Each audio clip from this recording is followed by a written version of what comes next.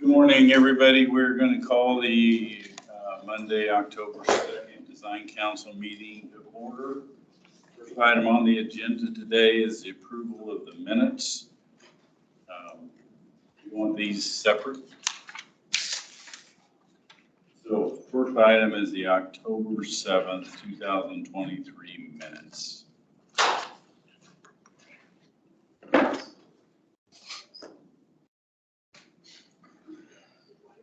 You do it. I'd make a motion to approve. And second that. All right, we have a motion to approve in the second August 7th minutes. Any discussion? All those in favor say aye. Aye. Any opposed? Passes unanimously. The next one is our September 11th Design Council minutes.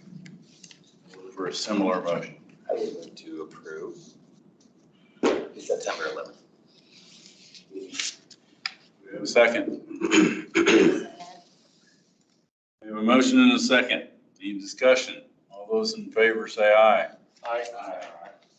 Those opposed? Both passed unanimously. So the second item on our agenda today is the Commerce Street final design presentation. Michael Bailey. Good morning.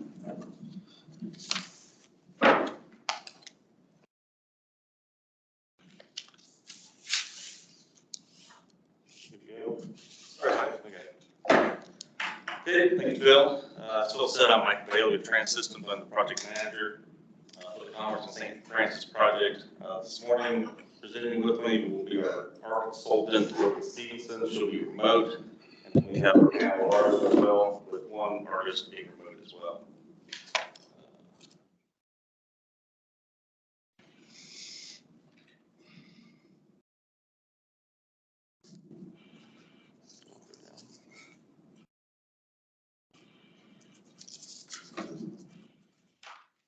Slide you want.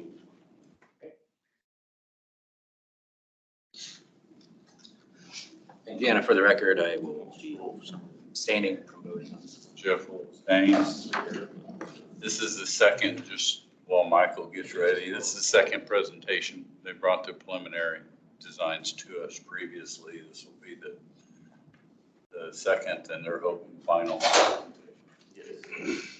So a little recap, the Commerce and St. Francis project is a city Wichita roadway project with a $400,000 park budget associated with it to enhance and incorporate park concepts that we've come up with into the roadway improvements. All the art will be placed within city right of way. As we explained last time,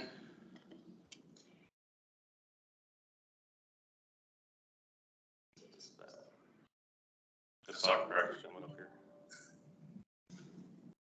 Last time that there is limited right of way on both roadways, so finding a place for each of the pieces has been challenging. That we worked with Jeff Best at OK and our art consultants, our artists, to locate the pieces throughout the corridor, the length from Waterman to Kellogg on each roadway.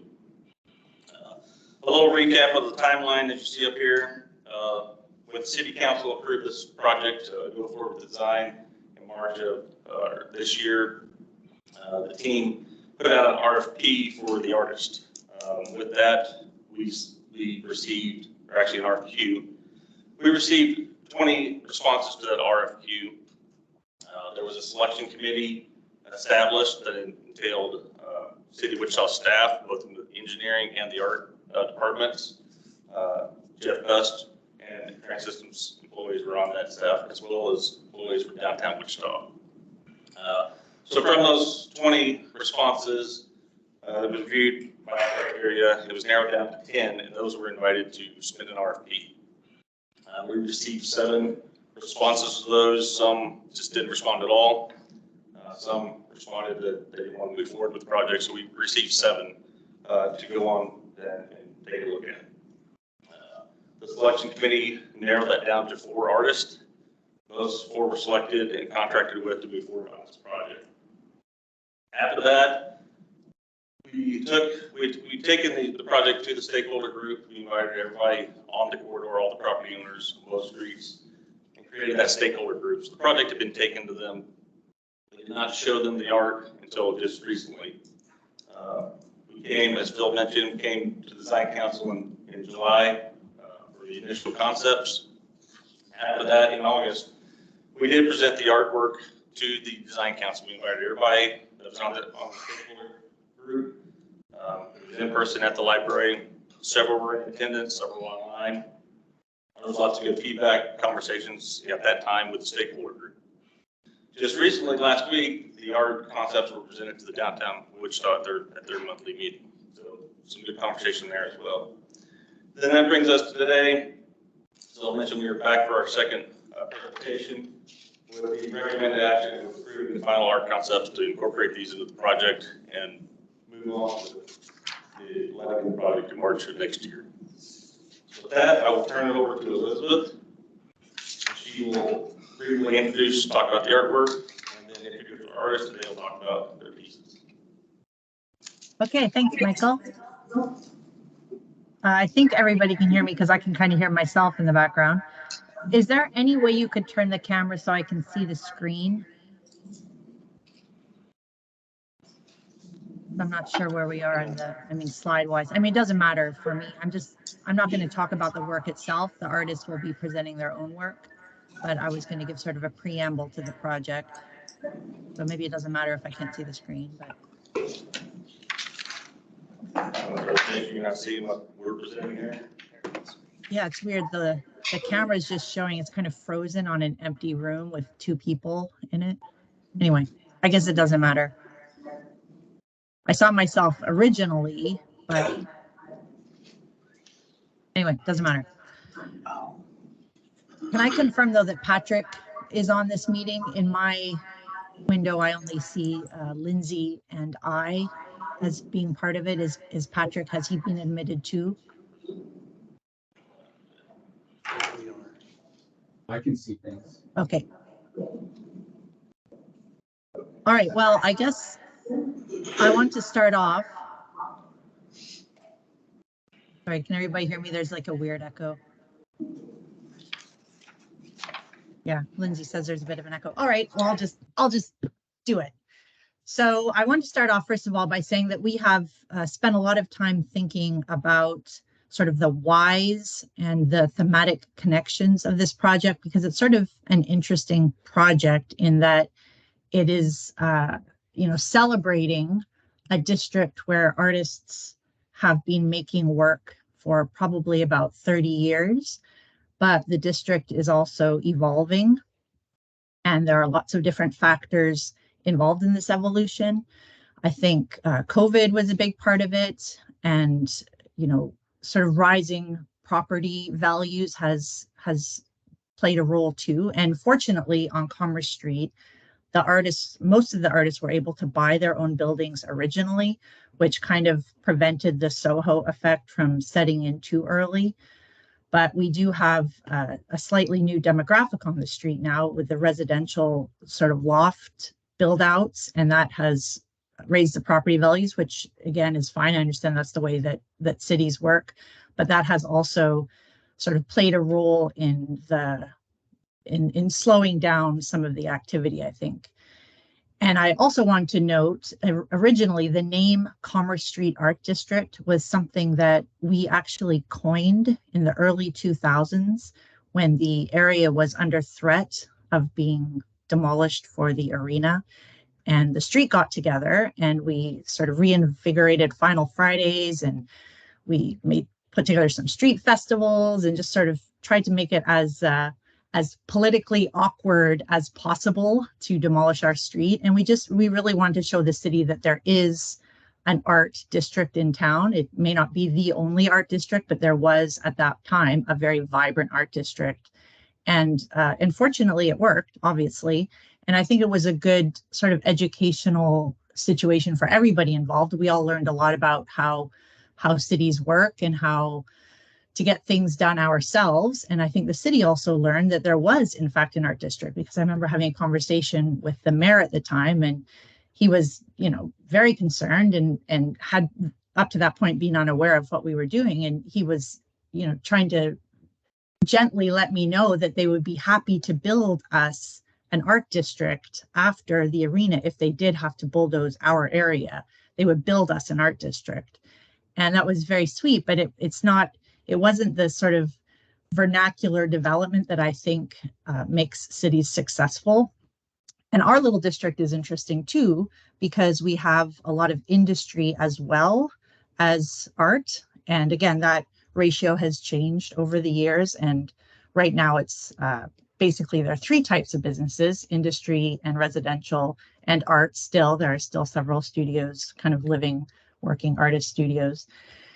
And we are hoping, I think the why for me, and I feel like it's the same for the artists on this project too, and they can jump in and agree or disagree. But the reason I'm really interested in this project is because I'm thinking that we can create almost a canvas for future artists to come in and reimagine the district in their own way.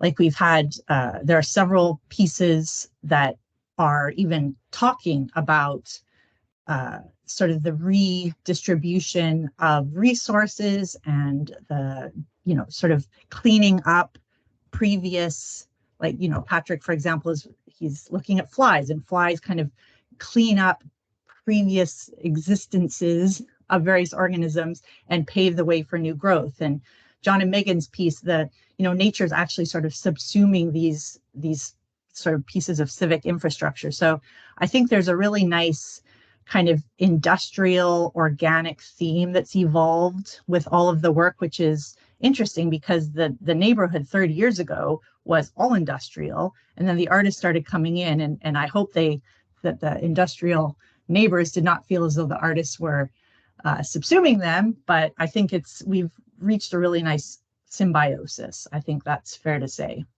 and with the new residential people as well. So, there isn't a lot of public right of way, as Michael mentioned. And so we are sort of compelled, the artwork will have to live in a relatively limited area. But again, I'm hoping that some of the new businesses coming in will be inspired by this sort of revitalization of the neighborhood, I guess, aesthetic revitalization. I'm hoping new artists or, existing artists will see the possibility. I mean, St. Francis is relatively open, I think, for a lot of aesthetic and creative intervention. And we're really looking at the next generation here. And that is exciting for me, at least, as I think perhaps a member of the old guard. I am looking forward to seeing what the kids come up with next. And I know that makes me sound 80 years old, so I sort of regret saying that suddenly.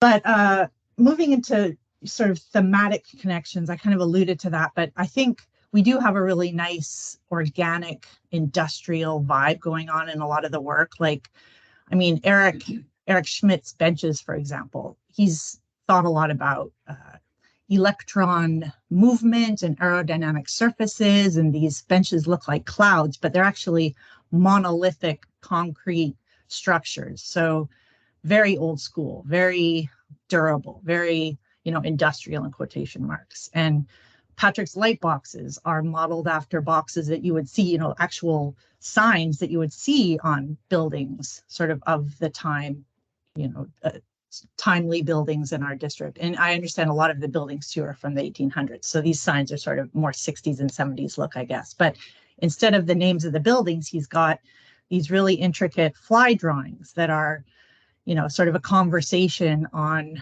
his perception of what's going on in society right now. He's being sort of a social barometer in that way, using an organic element in more of an industrial setting.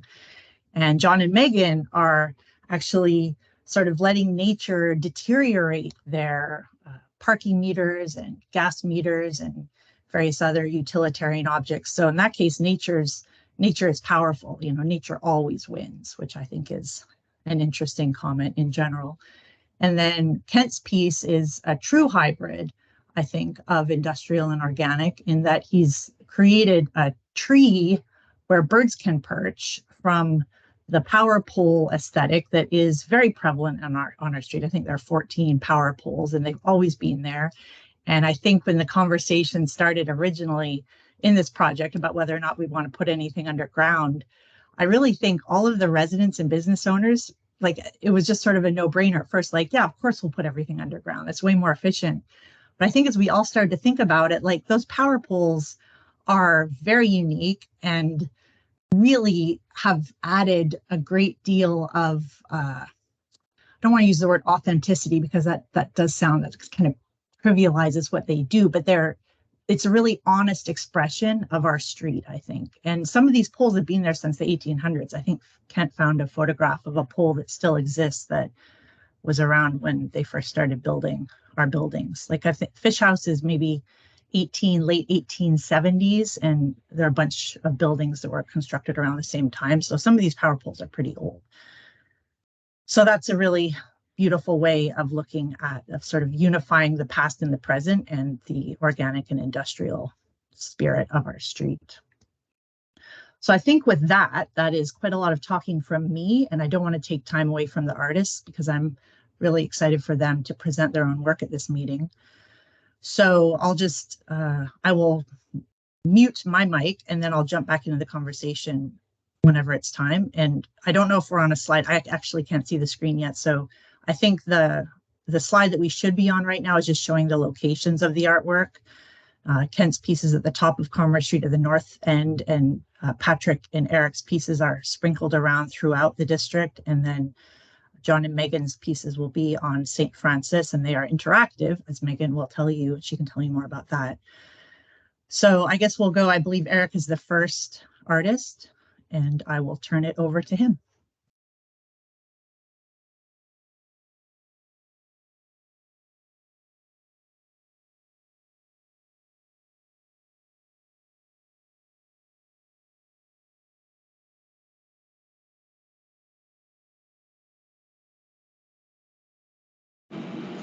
Elizabeth, can you hear us now? Yes, I can. Hi, my name is Eric Schmidt, and for this project, I've proposed a sculptural concrete bench element that will be utilizing a design vocabulary that I've been developing over the years. And this pattern is the electron membrane, and you've probably seen an example of this over on the new learning library. But I'm utilizing the same elements, the same forms to produce a bench approximately 42 inches in diameter, cast concrete. It will have a light element that projects downward, so it will give it kind of a lightness or a floating sensation. And it's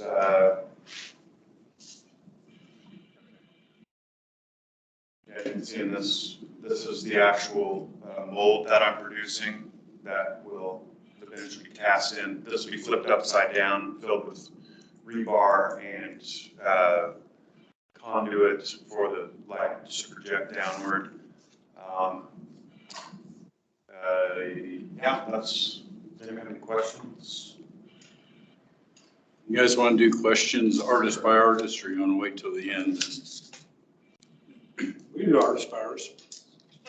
All right, that'll keep them, that'll reduce your exercise of jumping up and down, but I'm good with that. Do we have any questions for Eric? My question is going to be on the color of the concrete. Are you coloring that concrete at all, or are you just using regular? I've considered it, but haven't made a final decision. I was just going to go forward with a natural concrete finish. But if there's, I'm open to suggestions. It's not critical in the design. Sometimes, my personal opinion, sometimes if you put a slight color to it to give it an aged concrete look, may blend in with that industrial layer better than just fresh, brand new concrete. But I'll let you explore that. Yeah. Will it be sandblasted? No, I was not planning on that.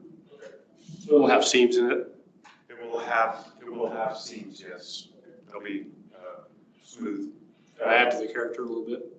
Yeah, it's, so that where the seams are on the top, I'll run a silicone bead down that. So if, where the seam is, it'll be not a seamless seam, but it'll be smooth. Okay, so more or less you're going for a smooth look, and that probably helps with, spalling and that kind of thing over the years with freestyle. I'm not gonna totally mask the fact that there's a seam there, but it'll be a nice detail. Okay, great. Any other questions? All right, thank you, Eric. Thank you. Back. Hi, can everybody hear me? Can you guys hear me? We can. Yeah. Okay, great. So my project I've titled Conversation with Flies and the Illuminated Drawings. So these are 9 internally lit light boxes. 8 are two-sided, so there are images on either side, and 1 is single-sided. So there'll be 17 total finished images. So my goal for this work is to highlight drawing as a finished art form.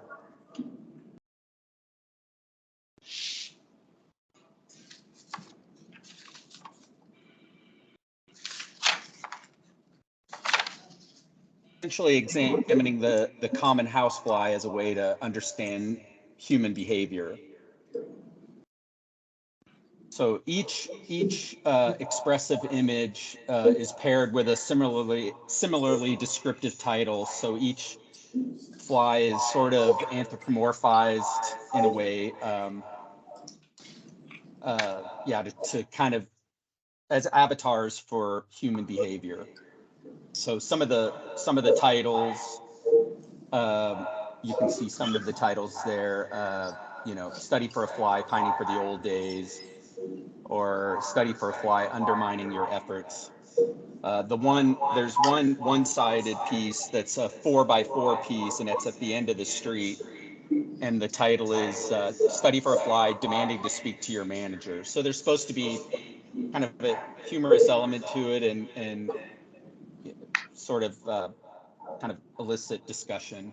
So essentially, with regard to drawings, drawing is a fundamental part of art making. And the first thing we learn as children, it's such an immediate way to express ideas, and yet we seldom see drawings as finished work. So to me, seeing these sort of strange, frenetic drawings on the street should make it clear to visitors that they're in a creative zone. Also, I think it's important to another aspect of the art district. I'm sorry, you guys, I have an echo, so it's hard for me to hear myself. But it is an important part of the art district to evoke some response from the people visiting. So, some of the points that I've thought about, flies came long before us. They'll be here long after us. They are a necessary component of our ecosystem. The world would be a very messy place without them, obviously. I think it's safe to say that the one thing all humans can agree on in this time when nobody can agree on anything is their dislike of flies. So, viewers may love this work or hate it, but I think it's pretty safe to say everyone will walk away with an opinion about it. And hopefully my goal is to have people maybe, like love it or hate it, but they all go and get together for a beer afterwards or coffee and talk about it. And so that's ultimately what I hope will come from this project, my part of the project.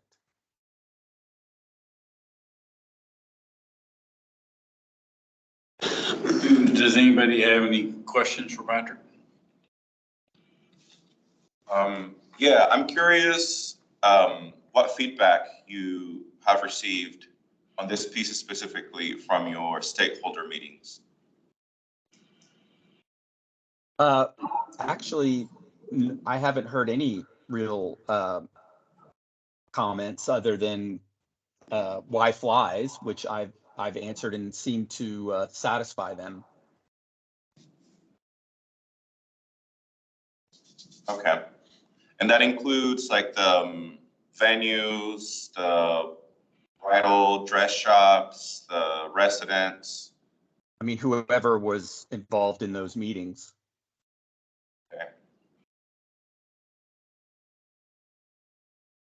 Well, I mean, you guys know how I feel about these flies, you know?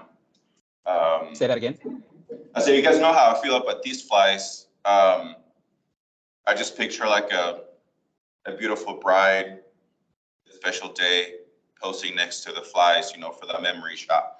Maybe not, I don't know.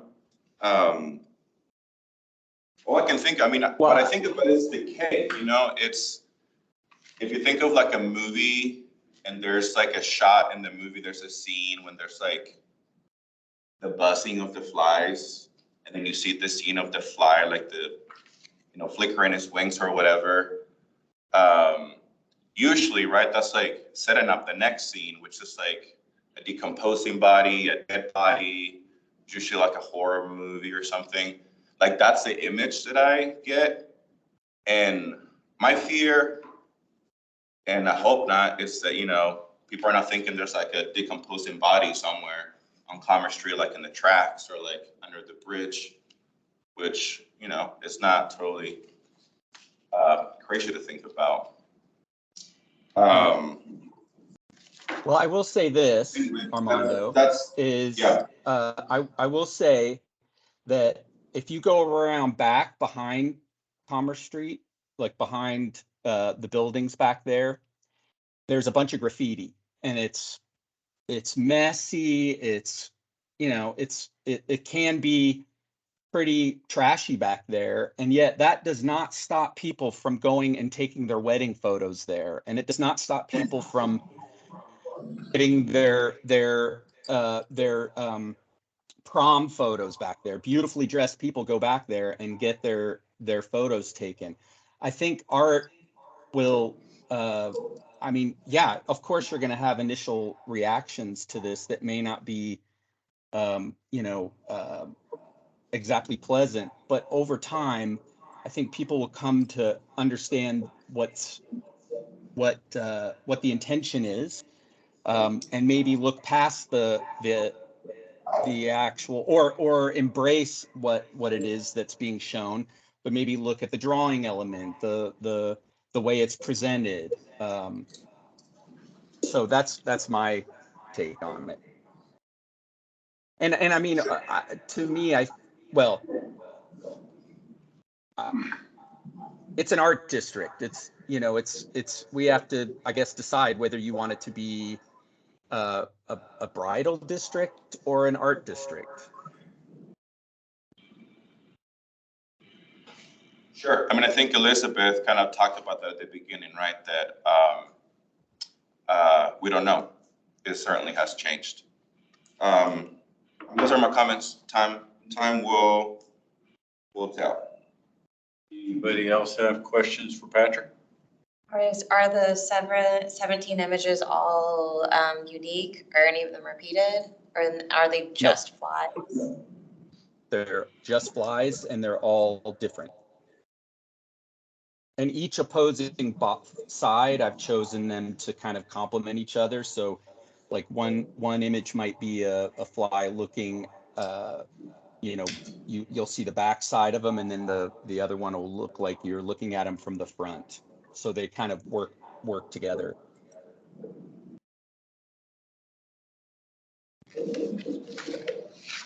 One thing I would say, and I don't mind anything about this, is if it's going to be an education piece to get people interested in drawing.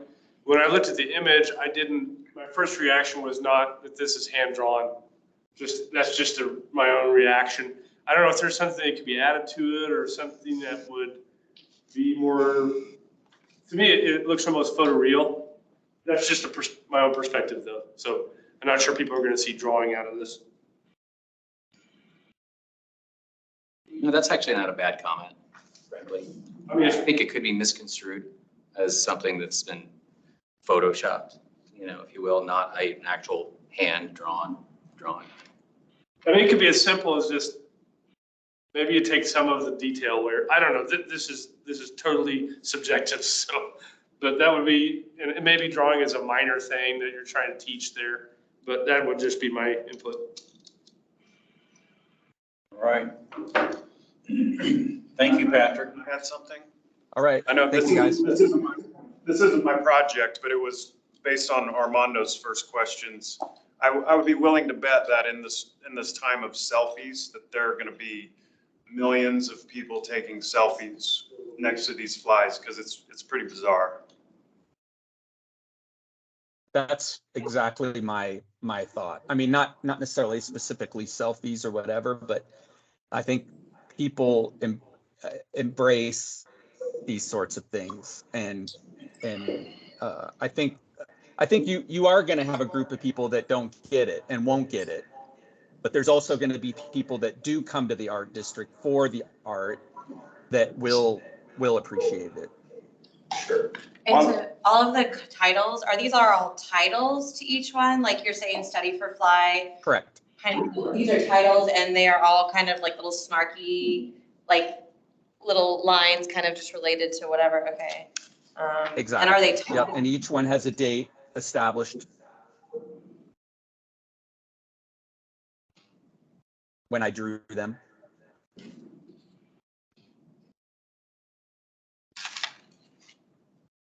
Right.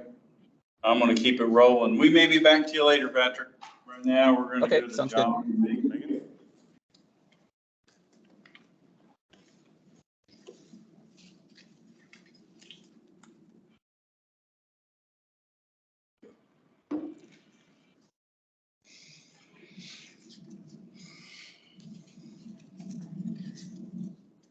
So our piece is called Electric Chameleons, and just for a little bit of background for this project, we were asked to create some Easter eggs that visitors might discover as they explore Commerce and St. Francis streets. And we took inspiration from everyday overlooked objects, these utility meters and parking meters. Some of our goals with the piece are to create a fun and interactive experience for viewers, to create artwork that is playful and whimsical, and to promote exploration and discovery of our surroundings. So we have 2 sculptures planned. This one is made of 3 parking meters, old non-functional parking meters, of course. And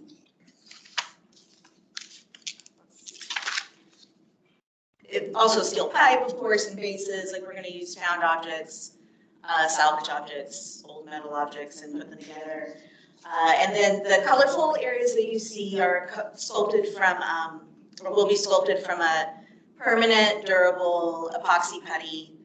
So like an epoxy resin that is moldable and sculptable, a freeform kind of resin. And durable paint, of course. And then the next one is made of, oops.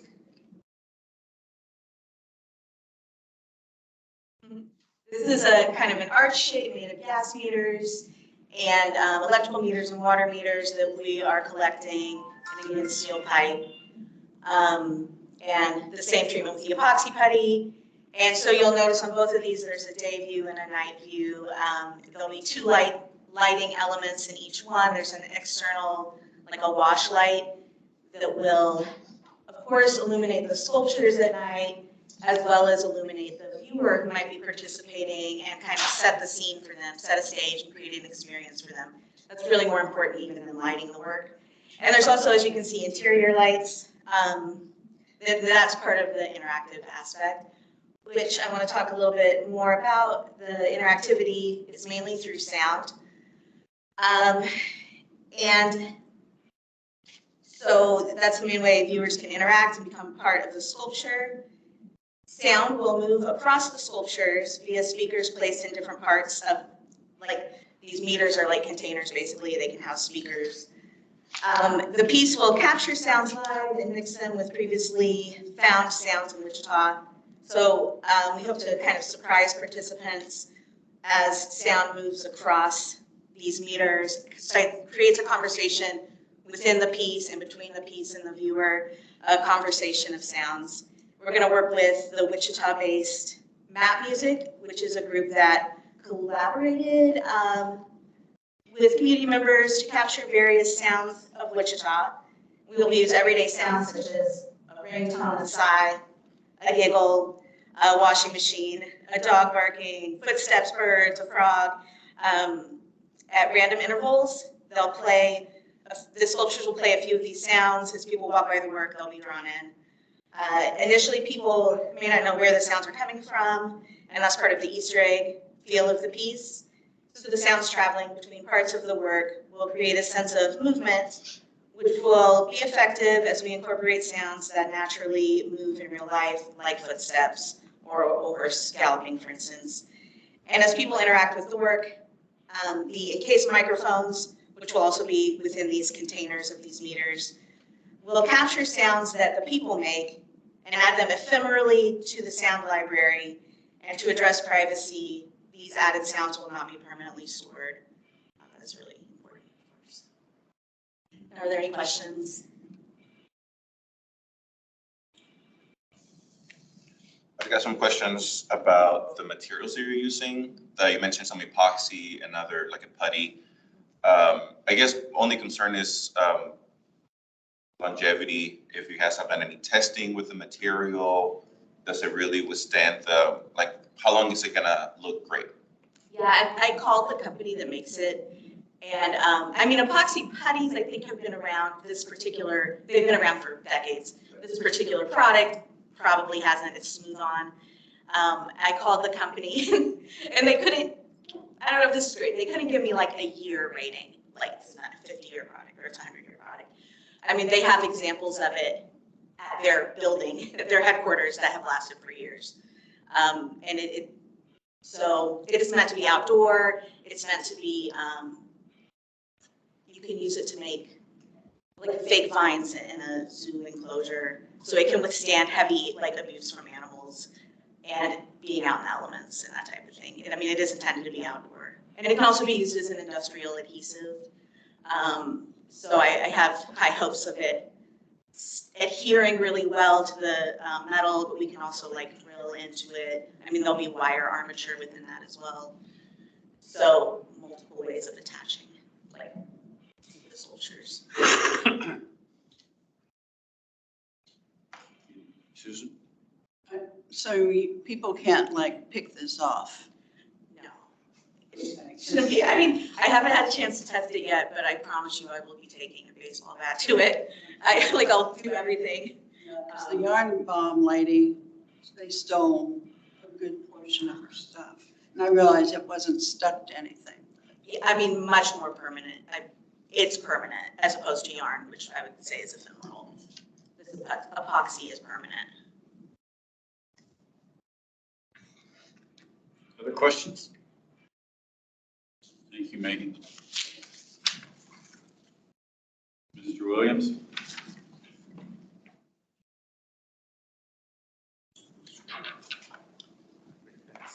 Morning, Kent Williams. What I'll be sharing today I've created in tandem with Steve Atwood, as I often do. This is what we call high wire, and this piece is reflecting the power pole infrastructure that Elizabeth spoke about earlier. It's working at a little bit different scale than John and Megan's piece, which has the infrastructural core.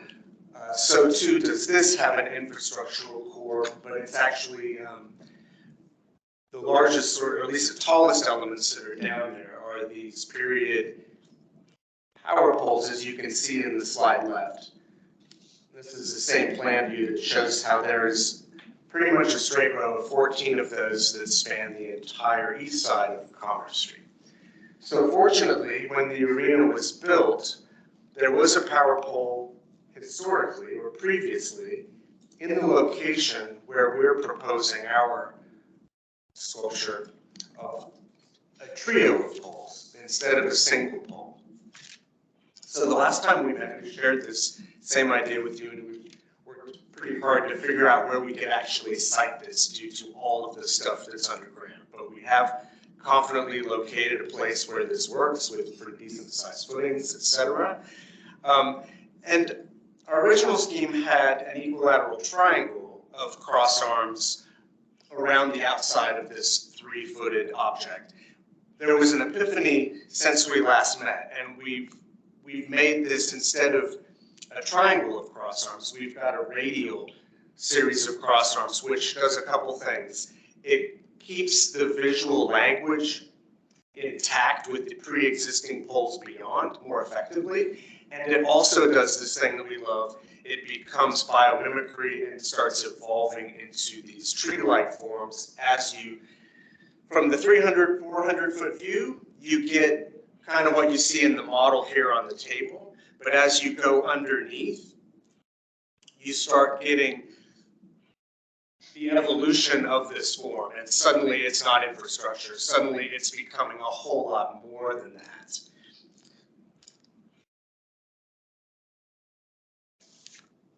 This slide here shows the plan view on the right is a previous iteration. The plan view in the center that has the little branches coming off the main cross arms is our current design. So you can see how that 3-layer stack starts actually branching out.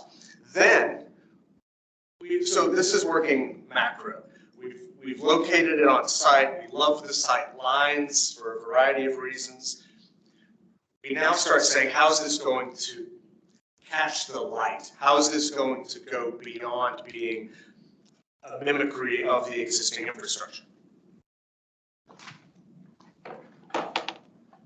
And this shows us how we start addressing reflectivity and light.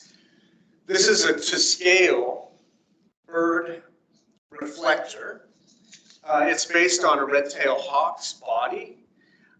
What this does is a couple of things. These will perch atop each of the rungs. They're up to between 100 and 120 of these will exist up there. These will be made out of stainless steel. The back and the wings will be polished in a way designed to capture the nighttime uplight that each of these birds will have. And the convex backside is intentional so as to play with the sunlight in all sunlight conditions. These have an opportunity to be rotated so they're not all fixed. We can play with their orientation to kind of maximize that organic evolution from regular toward organic. And this is also an opportunity to introduce color. This shows an opaque back, but as you can see in the slides, you can't really see it, but if you look in the slide on the right, you see how the stainless steel back is perforated. There's an opportunity to do a variety of perforations on this to add interest, add more edges to catch more light. And then there's also an opportunity to do color on the primary body of the bird form. Here we're showing the amber color repeated in this array. So here on the left, you start seeing how as you drive and or walk under this, it starts evolving from infrastructure to something a whole lot more than that. The nighttime opportunities is now that we've worked big and now we're working small, now we start working big again. How this evolves next is the light programming opportunity is an infinite. We're setting this up as an infinite opportunity to do really special things with light. We can program each bird reflector to have its own light address. Therefore, the birds could be anything you can imagine in terms of the Symphony of Light program. It could be fine-tuned to simply be beautiful and elegant. It could gently breathe, or it could radiate outwards in a geometric pattern. I prefer a more subtle and beautiful, but when you look at this in context of what's going on there every night, and there's a giant LED screen a block away, that's Muppets on Ice all night long. It's forcing you to pay attention to its flashiness. This could be flashy too. I think when this chooses to be flashy, it should be in appropriate doses, not meant for maximum commercial attention. And that's the reality of this neighborhood. We have the arena is the undeniably enormous neighbor, and they attract a lot of people and do a lot of things. We want to attract a lot of people and do a lot of things too, but there will be a different motivator, and we'd like to be able to control that night power of this, and we're really excited that we can address all of these red-tailed hawks, which also has a wonderful Kansas. It's the most dominant hawk in Kansas. The symbology that goes with the hawk is creativity, vision, freedom, a lot of beautiful things that I think are corollary to what all artists are about with their work. All right, questions for Ken? I have a question about the polls, and maybe you can tell me. At 143rd, no, Greenwich and Kellogg, there are these big rusty giant poles. Is that weathering steel? Yes. Are these poles is the intent to look like rusty poles? It is, yes. So, yeah, thank you for asking. Both the poles and the cross arms would all be Core 10 or weathering steel. I have a strange Hitchcock feeling when I see this, in a good way, in a good way. I feel like they're watching me. It's a lot of birds, and the slides that we showed you there are probably a little chaotic because we had to address where we could actually put them where they would be effective with the matrix of light. So that's maximum. I think if we can back off of that to create some more view of sky in some areas, for example, that I think will, chaos can be good, but we want to make sure we get it right. Thank you. I especially like the models, by the way. It's good. Can you talk more about the light and where it's actually gonna go in the bird? I'm just curious where the light would be located on the bird. Right, so the lights would actually be mounted on the top of the crossbar. Then there's a pin, which is actually corresponds pretty much identically to the type of pins that were used to hold the insulating glass insulators that are still used in the older gear. So this would sit on the pin in the same way that an insulator would sit on the pin. So that gives us, about 6 inches. So the 8-inch tube is down in this area. The light is in this area, and it's lighting up. So it has the opportunity to hit the inside of this arc. And the arc would have a texture that accentuates and moves the light up. When you horizontally texture stainless, you get vertical bending or vertical arcing of light. Is that gonna be the polished steel also the inside of the, so both sides of the plane? Okay. Correct. With perforation, with a little bit of perforation. Sure, yeah, okay.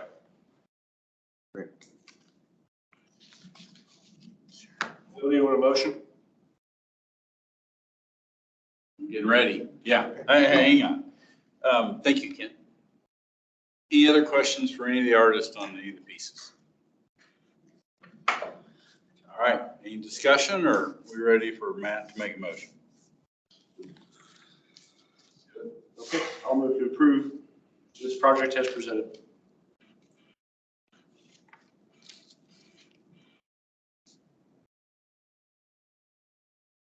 Or a second? I'll second it. I just have a feeling there might be a little discussion, but I might be wrong. That was a delayed second. So is there any discussion on that? I'm worried about the flies making it seem like, I love the drawings. I love the flies. I'm worried about, like how Miranda said, when I think of flies, I think of trash, and it's kind of an alleyway. And I don't want people to think it's like trashy. So and I don't know if it's gonna help, I'll tell you what thought process I've gone through.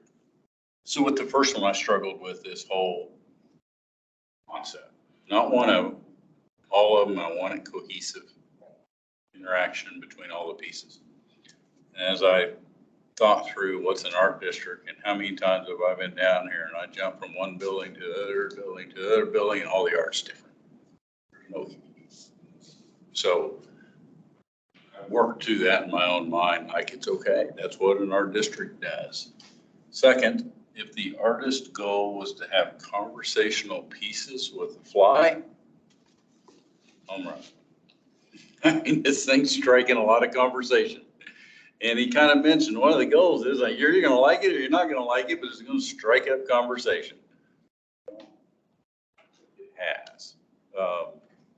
I think the success of it's going to be that if there's 17 pieces there, what are the 17? They're all different. How can he tie all that together? So I understand what you're saying. I like the idea. I just don't want people to think like we're trying to present like an alley and it's trash. Because when I think, I don't think death, but I do think trash, like garbage. I mean, I understand the concept. I think it would be a great show, right? I struggle to, just justify it as public art, I guess, right? Like as an artist, the concept is strong. It would be a great exhibition. I get it. But yeah, that reconciling as public art, that's where I struggle with. You know, it's interesting you just said it's exhibition art, because that's what, when I first saw it, I had reservations about flies too, right? And I started thinking about it as an exhibition and being able to display hand drawings in a public art forum, which we don't get the opportunity to do hardly ever, except maybe in mural, right?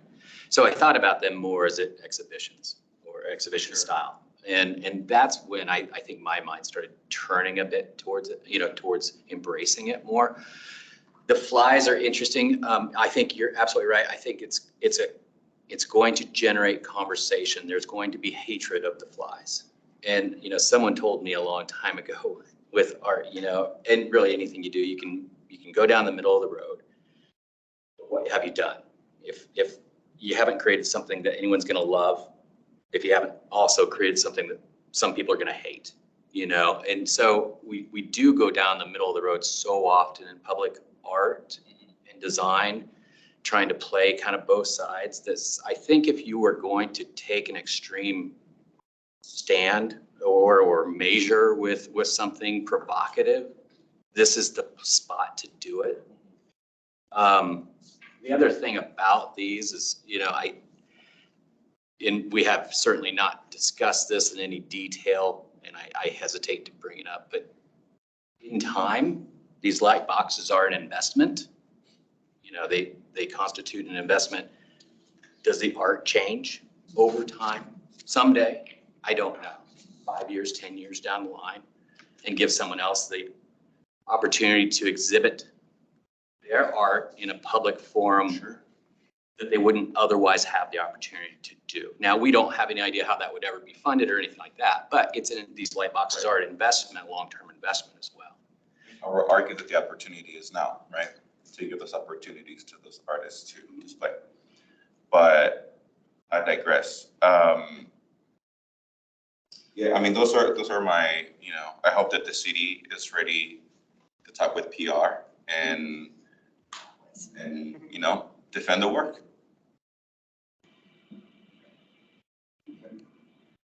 Any other discussion? We have a motion to approve as presented. We have a second. All those in favor of the motion say aye. Aye. Or raise your right hand. Let's do that. 3, 4. All those opposed? I'm gonna abstain. You're gonna abstain? 4-0. 2 abstentions. 4-0-2. So you have your form. Okay, thank you.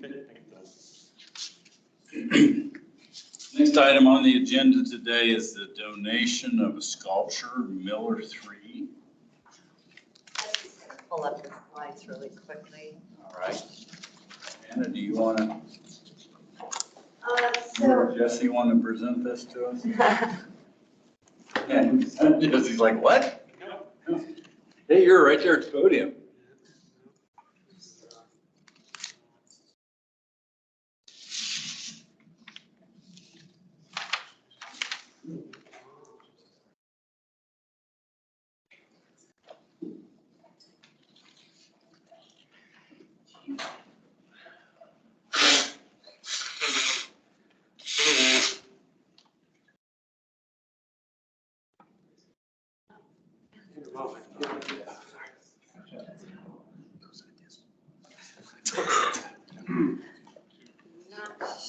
Not sure what's happened to the clarity of this memo. There we go. So as you're all aware, or you may be aware, Arts Council decided over the summer to sundown the Sculpture Walkout program.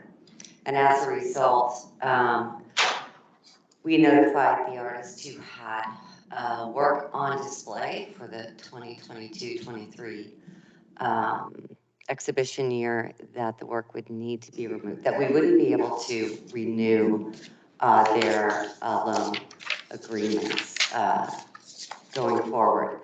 Roland Card reached out and said that he would like to donate his sculpture that's located at Douglas and Mosley. Mosley, thank you. Just on the west side of Larkspur Restaurant. And so we are presenting that today for your approval. It would remain installed at that site and become part of the city's public art collection. Yeah, thank you.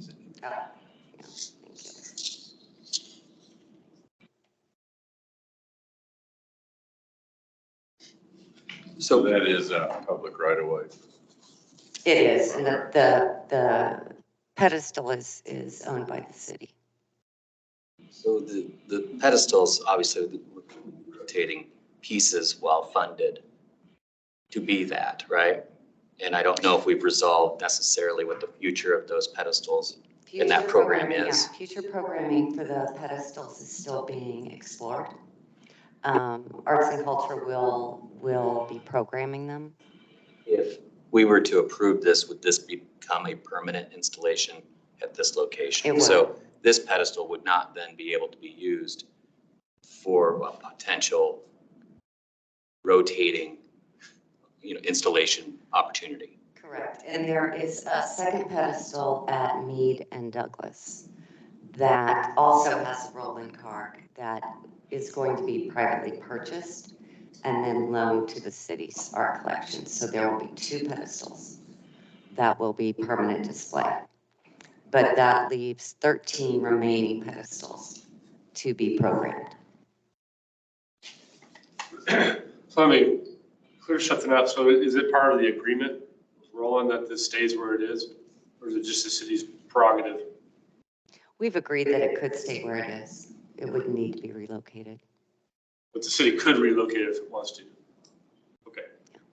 I'd kind of go in the same direction you are. If you got 13 pedestals, could this piece theoretically so often go around? Yeah, I just didn't want us to be, contractually bound Sure. to some location.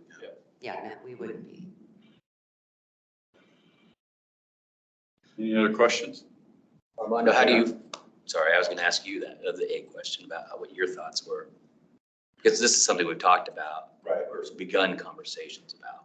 I mean, I think that kind of answers your question, kind of answer that, it's that if it's not contractually bound to the pedestal, then that gives us the latitude to move it if it's necessary. But that leaves 13 pedestals, so that's still a pretty good number. That leaves 13, yes. My question was to you, how do you guys feel about it? About having an empty pedestal versus keeping a piece there? An empty pedestal versus a piece there, and a piece there. But But it'll be several months, I mean, it'll be 6 to 12 months before we have a programming plan in place. Sure. Yeah. Right. And as far as the condition of the piece, it seems like it's pretty, like in pretty good condition, right? Yeah, it's in excellent condition. Yeah. I don't know, if it's not contractually bound to the pedestals, it's like, or have something than having an empty square, I guess, for the next year. Anybody want to turn this conversation into a motion? I would move to approve with the understanding that the piece can be moved between the existing pedestals. Or somewhere else. Just stop. Or moved, period. Yeah. In the statement. Yes. Or motion. I'll second that. All right, motion and second. Is there any conversation? All those in favor say aye. Aye. All those opposed? Passes unanimously. Any on the last one? Well, next up, the last one on the agenda is the 2023 Chris Church's Award for Design Excellence. And so we have projects from the last 4 years that are under consideration. First up is Chester Lewis Reflection Park. It was just officially opened September 16th with artist Elamini Bacchus and Matthew Mazzotta. LK Architecture was the consultant. In 2022, we had Evergreen Community Center and Library with artist Armando Mignarez, Carlos Palomino, and Heather Byers.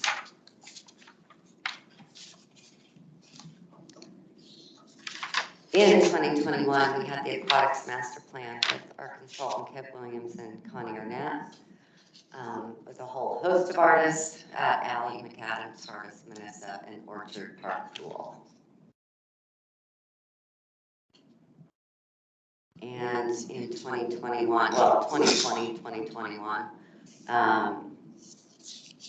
the Riverfront Stadium with our consultant Elizabeth Stevenson, and a very long list of artists.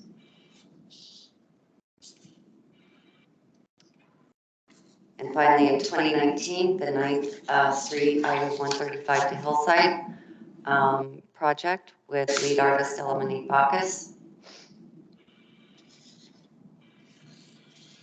Can you refresh our memory of what we did last year? It was Vicky Scurry and the Kellogg. East Kellogg. East Kellogg.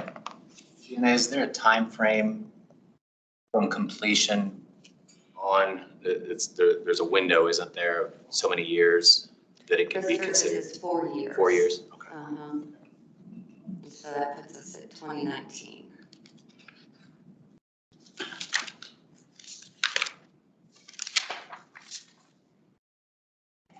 So what's our If time possible, frame to make Yeah. a selection? right today.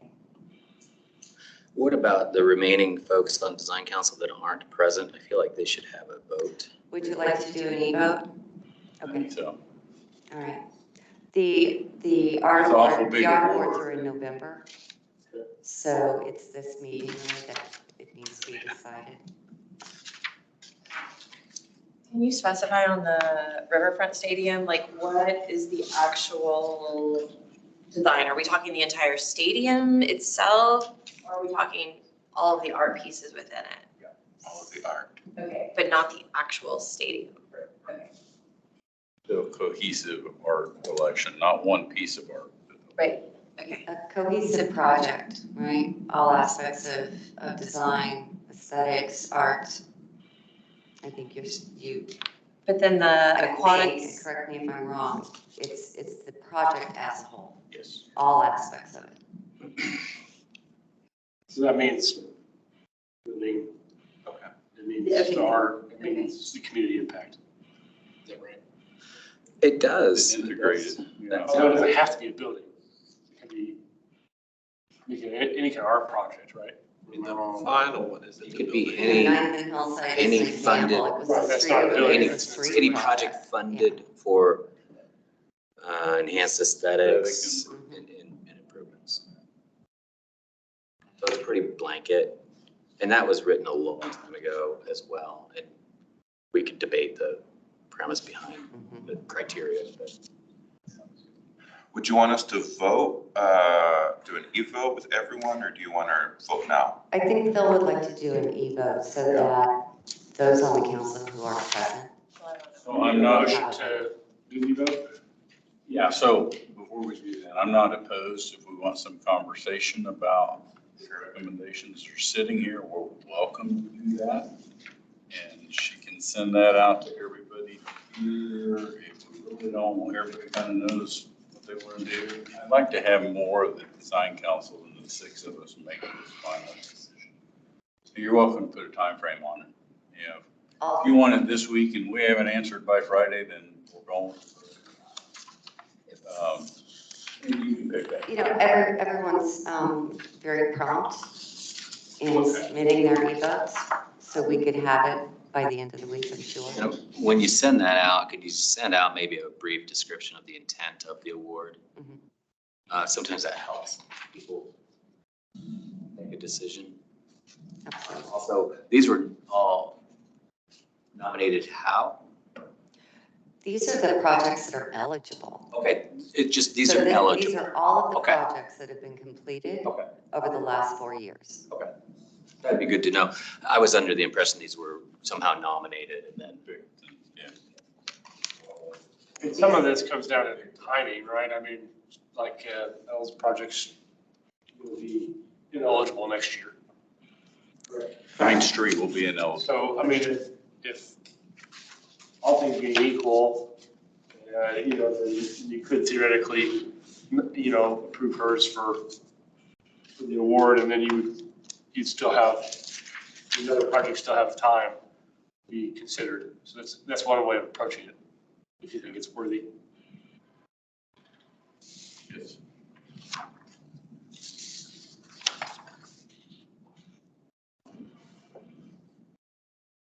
All right, so I'll take that motion you threw out earlier, unless there's more conversation. I sense there's not much more conversation, so. Did we do a motion, or you need a motion? A motion, what do you motion? I'm sorry, I didn't. I don't- Do an I don't- e-vote, I or don't you believe good need a with the motion direction? for an e-vote. All Yeah, right. you can simply direct me to do that. Okay. Awesome. Thank you. Anything on as may arise from you or Jesse?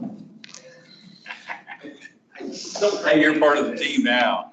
I don't want to drag this out any longer than we've already been here, but I do wonder if we shouldn't maybe revisit the criteria behind the Chris Church's award a bit. Considering we've got projects that have multiple artists, we're doing that more and more. Instead of lumping a project in that has 4, 5, 6 artists, I'm wondering if specific artwork isn't within projects nominated. You know what I mean? Like the Riverside. Stadium's a good Yeah, example. like the stadium, for instance, maybe, you know, it's one particular, or maybe it's all the different installations within these projects are up for consideration. I think it's more impactful or meaningful to the actual work done. That's my opinion, anyway. I don't know how anybody. For to establish a new award. A new what? Jeff Best Award for Art. No, I'm gonna have to. Does have Feet under. special projects category. That's a little bit different too. I don't know, something to think about, and we've got a year to figure it out, I guess now. All right. There's nothing on as may arise? All right. 11:10, we're going to adjourn against the design council meeting. Well done, Phil. Good agenda. Well done.